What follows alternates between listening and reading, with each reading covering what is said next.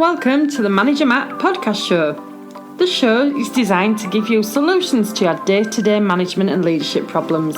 It's hosted by Matthew Haddock, a frontline manager and leader with over 25 years of experience.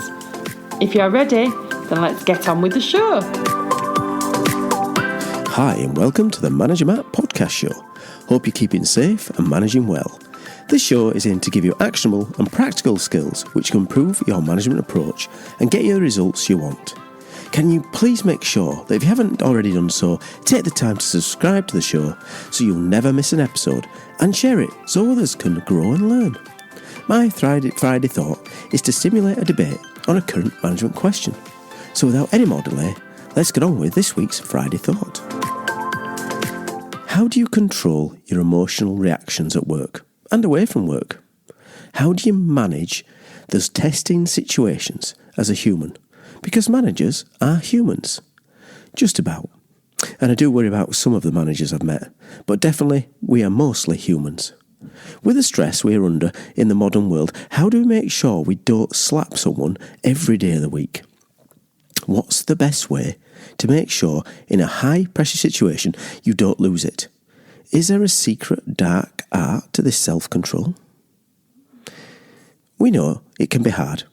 We all have the people at work who can just lose our rag with. You have to smile and grit your teeth sometimes when people say something which really gets to you. It doesn't need to be direct reports. Your boss can really trigger you to some negative reactions. And when things go wrong, and they shouldn't have gone wrong in your opinion, what you do to try and control yourself from not losing temper with your team. The higher you go in your organisation, the more is expected of you, the more resilience and control you need to show. That just comes with the territory of it. Now, there's always the old advice. The old advice is count to 10 before you answer or react, which in theory sounds good. But if you actually stopped mid-conversation or mid-meeting and started to count to 10, I think you'd come over a little bit strange. Now, the better advice in my mind is the idea of generating a gap between the action and the reaction. Now, I know it sounds similar when you talk about generating a gap, but let's think about it another way.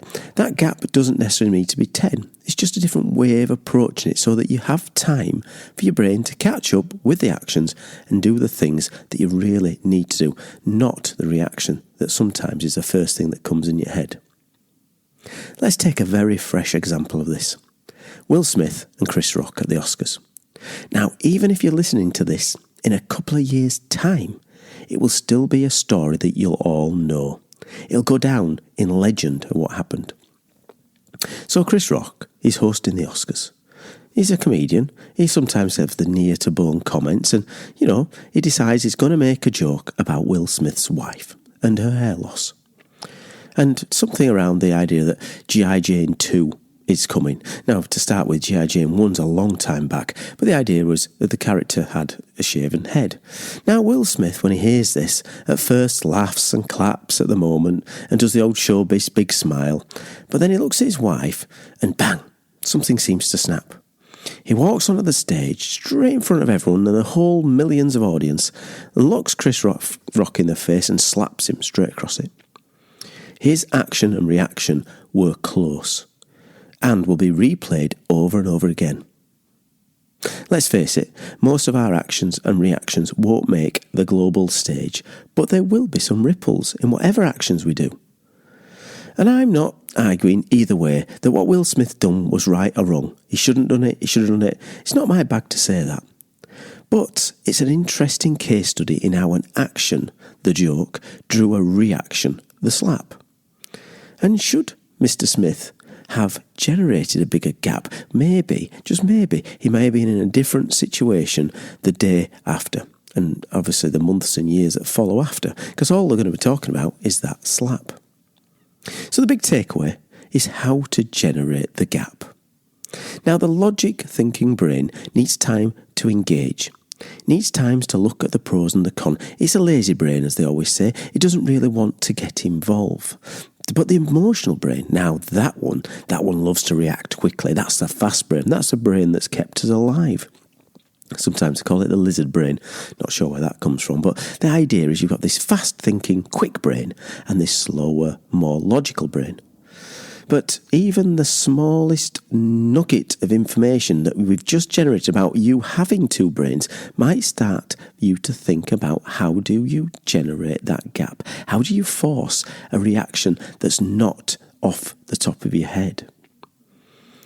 Everyone has their way of making the gap. I try to think of an external person looking in on the situation when I am in those kind of points and arguments or debates, like a drone almost, looking down, and that distance myself from the reaction. Others do the political way, where they stall for a while so that their thinking brain can catch up with the situation. Now others, they may think of their parents or the grandparents watching in the middle of all these emotions, so they don't want to do something that's going to offend them. All these are generating the gap, and obviously there's still the old counting to 10 and 5. It just makes sure you've got that gap between your action and your reaction. I would hope that with reflection, Will Smith had wished he had created a gap. But who knows? Sometimes even the best of us react. As I've said before, we are humans. We're not exactly perfect. Our humanity is what makes us. All the joys of independent thoughts, the reactions, is our human nature. And in work, that is going to be the same. But the only thing is, at work, you're going to be judged on your reactions every single day, especially as a leader and a manager. Well, thanks for listening. And as always, I'm really keen to hear your thoughts on the show, both good and bad. So please send me feedback, as it's a gift, to managermattpodcast@gmail.com. I'd love to engage on new and old topics, and maybe we can have some ideas around Will Smith's slap. Who knows? Right, that's it for Manager Matt's Friday Thought this week. Thanks for listening, and goodbye. Thank you so much for listening to this Manager Matt podcast. We hope you found it interesting, helpful and actionable.